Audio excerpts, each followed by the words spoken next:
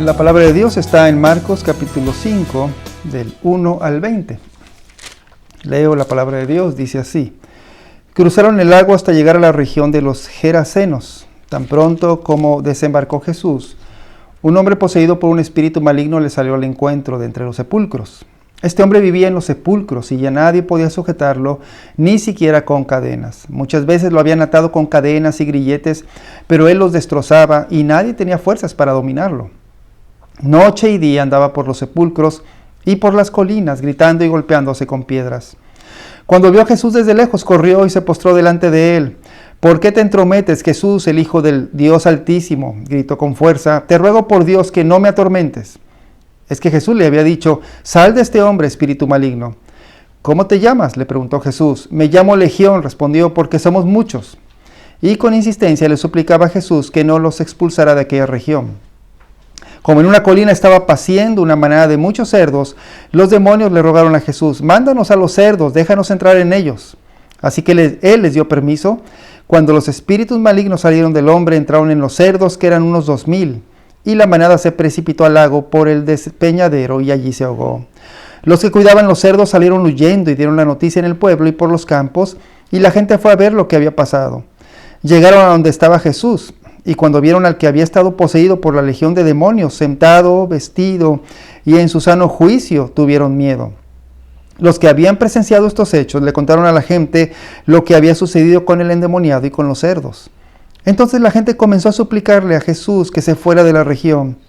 Mientras subía Jesús a la barca, el que había estado endemoniado le rogaba que le permitiera acompañarlo. Jesús no se lo permitió, sino que le dijo: vete a tu casa, a los de tu familia, y diles todo lo que el Señor ha hecho por ti y cómo te ha tenido compasión. Así que el hombre se fue y se puso a proclamar en Decápolis lo mucho que Jesús había hecho por él, y toda la gente se quedó asombrada. Uno de los libros más fascinantes en toda la Biblia es el último libro de la Biblia, el libro de Apocalipsis. Y uno de los personajes más recurrentes que más se mencionan en el relato de la visión del libro de Apocalipsis es el llamado dragón, al que se le identifica como la serpiente antigua, esto es, el diablo o el mismo Satanás. Bueno, al final del libro de Apocalipsis, en el capítulo 20, hay una extraña escena donde dice que el dragón es atado, es sujetado, para que no engañara, dice, más a las naciones. Leo, Apocalipsis 20, 2 y 3. Sujetó al dragón, aquella serpiente antigua que es el diablo y Satanás, y lo encadenó por 1000 años. Lo arrojó al abismo, lo encerró y tapó la salida para que no engañara más a las naciones. ¿Qué significa esta atadura del dragón? Bueno, significa que llegaría un día en que alguien vendría y haría esto que se describe aquí en ese texto de Apocalipsis, y este que vino fue Jesús. En la historia de hoy, del Evangelio de Marcos que leí, veremos cómo Jesús vino para atar y para sujetar al dragón y a sus demonios, para que éste ya no engañara más a las naciones. En esta historia del hombre endemoniado vamos a ver hoy 3 cosas. Número 1, la esclavitud del hombre. Número 2, la liberación de este hombre. Y número 3, la respuesta final de este hombre. Primero, la esclavitud. Esta historia trata acerca de la esclavitud de un hombre que vivía en la región de los Gerasenos por parte de Satanás. Era esclavo de Satanás. Esta historia de Jesús de Marcos 5 ocurrió casi inmediatamente después de la historia anterior que vimos de la tormenta en el lago de Galilea, porque dice el versículo 1 que cuando cruzaron el lago, llegaron a la región de los Gerasenos y allí Jesús encontró a este hombre. Y dice: poseído por un espíritu maligno, le salió al encuentro de entre los sepulcros. Anteriormente, es verdad, el Evangelio de Marcos ya había relatado acerca de sanidades de hombres endemoniados, pero este suceso de Marcos 5 es diferente. Y lo es porque en este evento el hecho se da en una región de los no judíos, en Gerasa. También se da una descripción muy clara de la situación del hombre endemoniado. Son muchos, dice, los demonios que esclavizaban a este hombre. También se nos dice el nombre de los demonios y también hay una visible demostración del triunfo de Jesús. El Evangelio de Marcos, aquí en este capítulo 5, entonces nos está diciendo que Jesús estaba entrando en un territorio dominado o gobernado, que estaba bajo el poder del dragón, muy evidentemente. Y este hombre era un ejemplo de esta realidad en la vida de la gente en ese tiempo. Entonces, ¿qué es lo que estamos viendo aquí en esta historia? Primero, debes notar la situación en que se encontraba este hombre de Gerasa. El hombre vivía entre las tumbas. Dice que habitaba en un lugar de muerte. También, cuando Marcos lo describe, da a entender que andaba desnudo. Dice que él mismo se cortaba el cuerpo con piedras y al final, cuando lo hallaron sano, lo hallaron vestido. Pero andaba desnudo. Y también dice que estaba poseído y fuera de sí por muchos demonios llamados legión. Una legión en ese tiempo se refería a una unidad del ejército romano compuesta por 6,000 soldados. Bueno, en este sentido que escribe Marcos describe hablando de ejércitos de demonios y nos dice que en verdad Jesús vino para enfrentar y destruir la obra del dragón y atarlo. Como dice el libro de Apocalipsis que leí al principio, Jesús vino para atar y encerrarlo para que no más hiciera daño o engañara a las naciones. Para esto vino Jesús, para destruir la obra del diablo y para destruir la obra de sus aliados, los demonios. Esto es muy claro aquí en la historia del hombre endemoniado. Ahora, piensa esto, o más bien, no pienses que este hombre esclavizado por el dragón es un asunto de esos tiempos pasados, antiguos y salvajes de los llamados tiempos bíblicos. No es así. Hoy, en plena era moderna, las cosas no han cambiado mucho.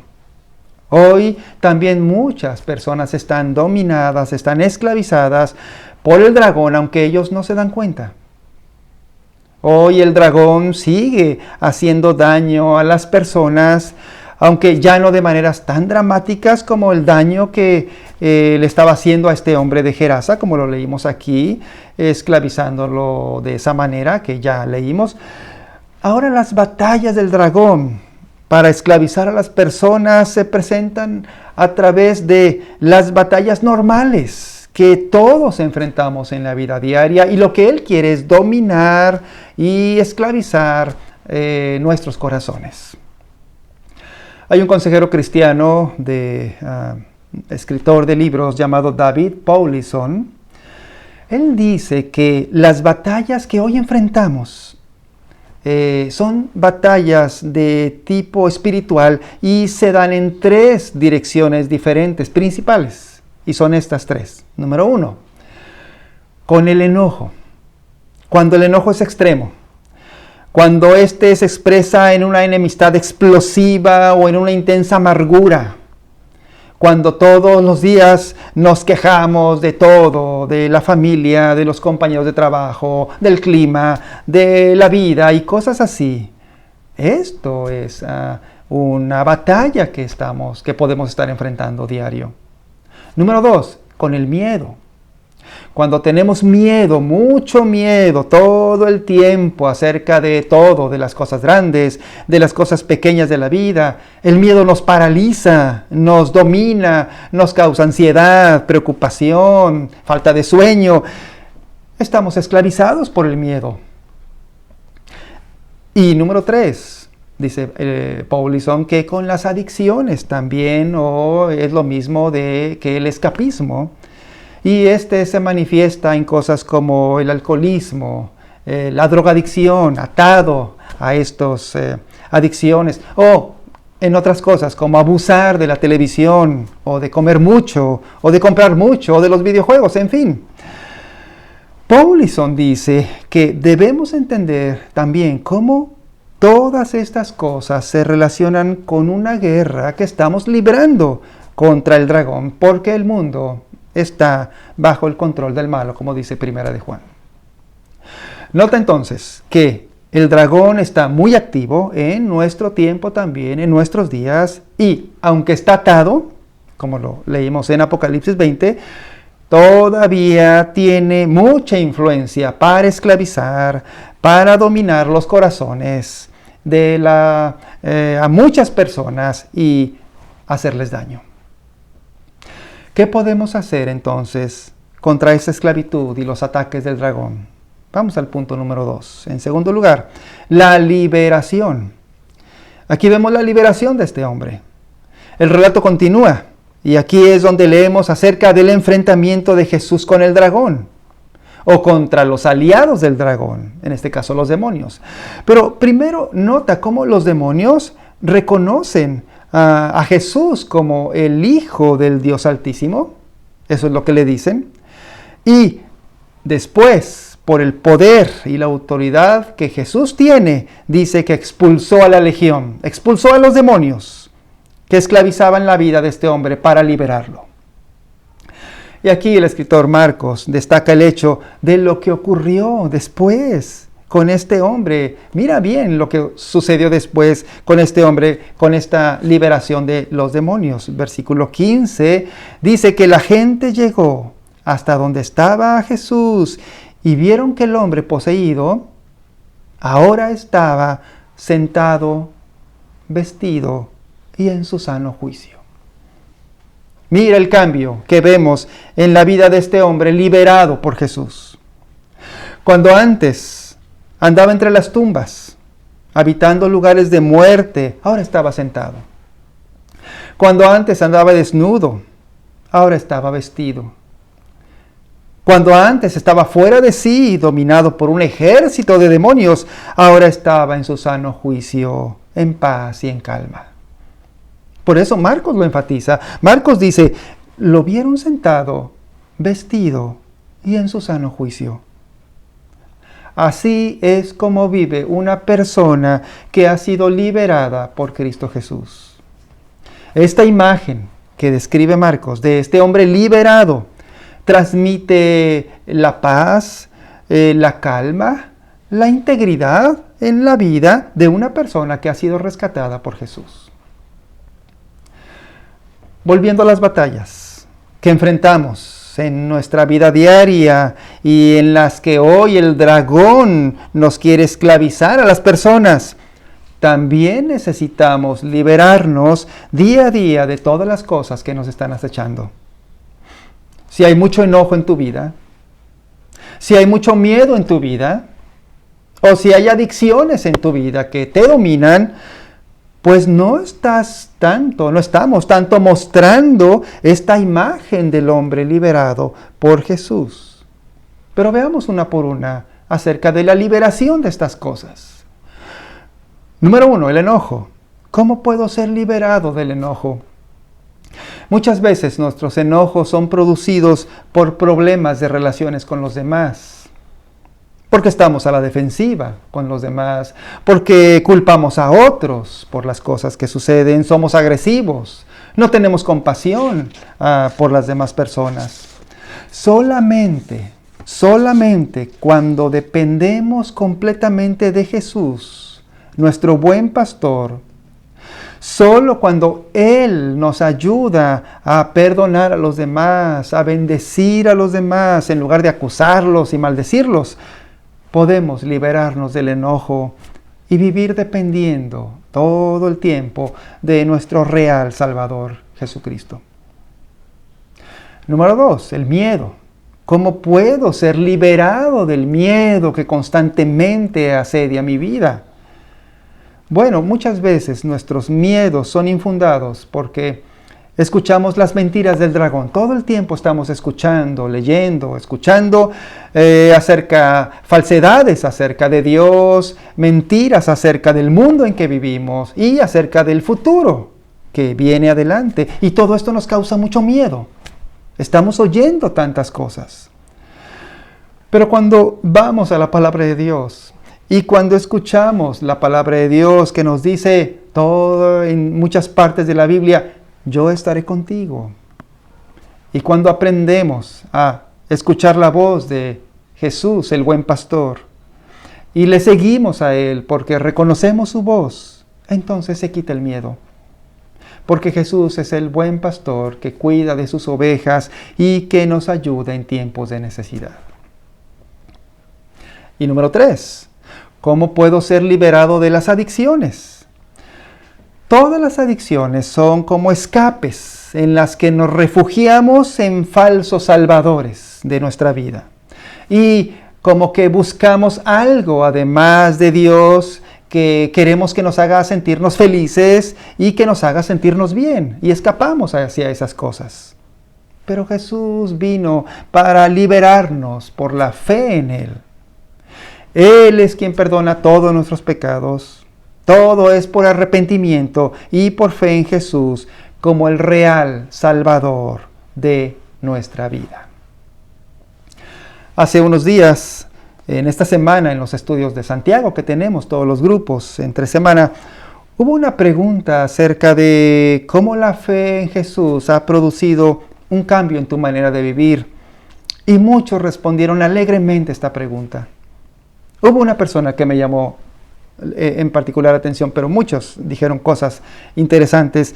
Pero esta persona dijo algo muy sinceramente, dijo, estoy muy contenta